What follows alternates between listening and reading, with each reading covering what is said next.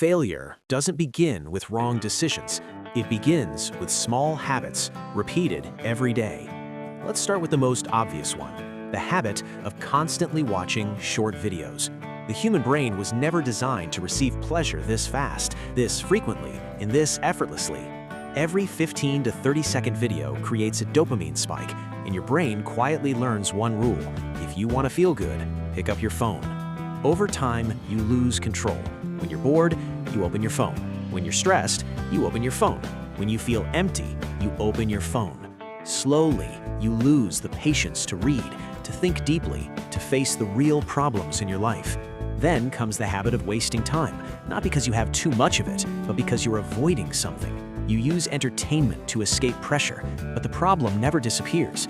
Money is still tight, skills are still weak, life doesn't change, only time disappears forever. As time slips away unconsciously, laziness begins to grow. Laziness to learn new things, laziness to improve how you work. You keep using knowledge from 10 years ago and tell yourself, this is as far as I can go. Meanwhile, others quietly learn, optimize, and move 10 times faster without announcing it. One day, you realize you're falling behind, but instead of learning, you stop reading, you stop updating your thinking, you live with old knowledge in a world that has already changed. You also begin to avoid long-form content, anything that requires focus and patience.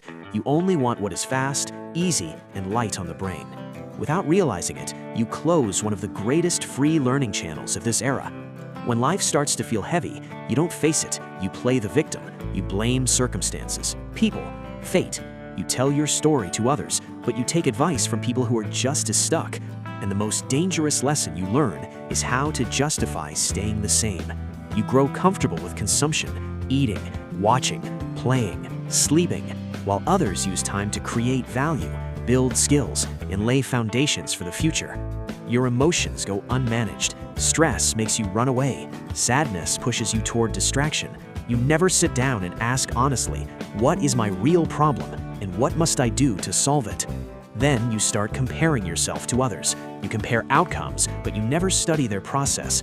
What's left is jealousy, frustration, and a sense of unfairness. You lack discipline. You rely on motivation.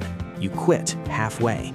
And finally, the most dangerous habit appears, the belief that you no longer need to change. True failure doesn't begin when you're poor. It begins the moment you say, "This is probably just my life."